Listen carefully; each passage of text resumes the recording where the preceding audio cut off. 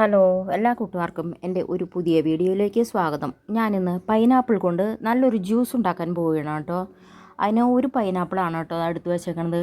ഇനി ഇത് തൊലിയൊക്കെ കളഞ്ഞ് ഒന്ന് ചെത്തി കഷ്ണങ്ങളാക്കി കൊണ്ടുവരാം. അപ്പോൾ ആ തൊലിയൊക്കെ കളഞ്ഞ് കഴുകി വൃത്തിയാക്കി ചെറിയ കഷ്ണങ്ങളാക്കി വെച്ചിട്ടുണ്ട്. ഇനി നമുക്കിതൊന്ന് മിക്സിയുടെ ജാറിലിട്ടിട്ട് ഒന്ന് അടിച്ചെടുക്കണം കേട്ടോ. അപ്പോൾ പൈനാപ്പിളൊക്കെ നമ്മൾ ഈ വേനൽക്കാലത്ത് ഇതിൻ്റെ ജ്യൂസൊക്കെ ഇങ്ങനെ കഴിക്കണത് നല്ലതാണ് കേട്ടോ. പിന്നെ ഒരു കാര്യം, നമ്മൾ ജ്യൂസാക്കി ഏത് പഴങ്ങൾ കഴിക്കണേക്കാളും കൂടെ നല്ലത് ഇതേപോലെ തന്നെ കഴിക്കണതാണ് കേട്ടോ നല്ലത്. എന്താ വെച്ചാൽ ജ്യൂസാക്കുമ്പോൾ അതിലത്തെ നാരുകളൊക്കെ നഷ്ടമാവും. അപ്പോൾ നാരുകൾ അടങ്ങിയ പഴങ്ങൾ എപ്പോഴും നമ്മൾ കഴിക്കണതാണ് നമ്മുടെ ദഹന സംബന്ധമായ എല്ലാ പ്രശ്നങ്ങൾക്കും നല്ലത്. അപ്പോൾ ഈ പൈനാപ്പിളിലൊക്കെ നന്നായിട്ട് നാരുകളുണ്ട്. അപ്പോൾ ഇതൊക്കെ ഇതേപോലെ തന്നെ കഴിക്കുകയാണെങ്കിൽ കൂടുതലും നല്ലതാണ് കേട്ടോ. ജ്യൂസ് ഉണ്ടാക്കണേക്കാളും കൂടുതലും നല്ലത് ഇങ്ങനെ കഴിക്കണതാണ്. അപ്പം ഞാൻ ഇതാ അടിക്കാനായിട്ട് മിക്സിയുടെ ജാറിലിട്ട് കൊടുത്തിട്ടുണ്ട് കേട്ടോ. ഇവിടെ ഇങ്ങനെ ജ്യൂസ് വല്ലപ്പോഴും ഉണ്ടാക്കാറുള്ളൂ. എന്താ വെച്ചാൽ അമ്മയ്ക്ക് കടിച്ച് തിന്നാൻ ഇത്തിരി ബുദ്ധിമുട്ടുണ്ട്, പല്ല് പ്രശ്നമുള്ള കാരണം. അതുകൊണ്ടാണ് കേട്ടോ ഇപ്രാവശ്യം ജ്യൂസ് ഉണ്ടാക്കിയത്. അപ്പോൾ ഇതാ മിക്സിയുടെ ജാറിലിട്ട് അടിച്ച് കൊണ്ട് വെച്ചിട്ടുണ്ട് കേട്ടോ. ഇനി നമുക്കിത് ഒരു അരിപ്പയിലിട്ടിട്ട് ഒന്ന് അരിച്ചെടുക്കണം. ഏത് പഴങ്ങളായാലും അതിൻ്റെ നാരുകളോടുകൂടി നമ്മൾ കഴിച്ചാലാണ് നമ്മളെ എല്ലാ ഇതിനും നല്ലത്. പൈനാപ്പിളൊക്കെ കൂടുതൽ നാരുകളുള്ളതിനാൽ നമുക്ക് ദഹനക്കേട് അങ്ങനെയുള്ള പ്രശ്നങ്ങളൊന്നും വരില്ല. ഇത് ദിവസവും കഴിക്കുന്നത് നല്ല ശോധന കിട്ടാനും മലസംബന്ധമായ എല്ലാ പ്രശ്നങ്ങളും മാറിക്കിട്ടാനൊക്കെ നല്ലതാണ് കേട്ടോ. രാത്രി കിടക്കുന്നതിന് മുമ്പ് ഒരു 5-10 കഷ്ണം പൈനാപ്പിൾ കഴിക്കുന്നത് നല്ലതാണ്. ജ്യൂസൊക്കെ കഴിക്കാണ്ടിരിക്കുക നല്ലത്. പിന്നെ കടിക്കാൻ പറ്റാത്ത ആൾക്കാരൊക്കെ ഉണ്ടെങ്കിൽ, അല്ലെങ്കിൽ ചെറിയ കുട്ടികളൊക്കെ ഉണ്ടെന്നുണ്ടെങ്കിൽ കടിച്ച് തിന്നാനൊക്കെ അവർക്ക് ബുദ്ധിമുട്ടാവുമല്ലോ. അപ്പോൾ ജ്യൂസ് ഉണ്ടാക്കി കൊടുക്കണം കഴിഞ്ഞാൽ നല്ലത്.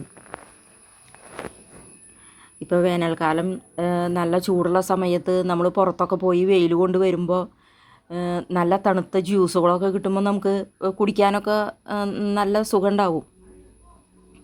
പക്ഷേ കൂടുതലും നല്ലത് പൈനാപ്പിളായാലും മുന്തിരി ആയാലും ആപ്പിളായാലും ഏത് പഴങ്ങളായാലും നമ്മൾ അങ്ങനെ കഴിക്കുക നല്ലത്. ഇവിടെ വല്ലപ്പോഴും മാത്രമേ എല്ലാ ജ്യൂസ് ഉണ്ടാക്കുള്ളൂ കേട്ടോ. കൂടുതലും അതേപോലെ തന്നെ കഴിക്കുക ചെയ്യുക. അപ്പോൾ അതാ ജ്യൂസ് ഉണ്ടാക്കി അരിച്ച് വെച്ചിട്ടുണ്ട് കേട്ടോ. ഇനി ഇതിൽ കുറച്ച് പഞ്ചസാര ഇട്ട് കൊടുക്കാം.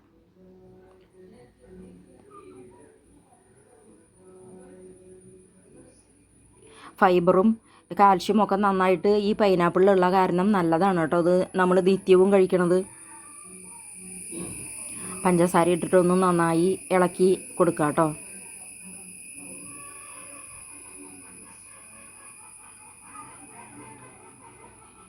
നമ്മൾ ചിക്കനോ അല്ലെങ്കിൽ എന്തെങ്കിലും ദഹിക്കാൻ ബുദ്ധിമുട്ടുള്ള ഭക്ഷണങ്ങളൊക്കെ കഴിച്ചു കഴിഞ്ഞാൽ ഒരു 5-10 കഷ്ണം പൈനാപ്പിൾ കഴിച്ചു കഴിഞ്ഞാൽ നല്ല ഏറ്റവും സൂപ്പറാണ്.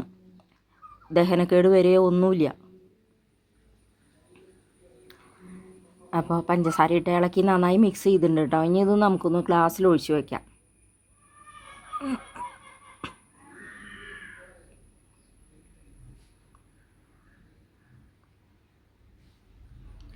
ഐസ് ക്യൂബ് ഉണ്ടെങ്കിൽ ഐസ് ഇട്ടിട്ട് കഴിക്കാം കേട്ടോ.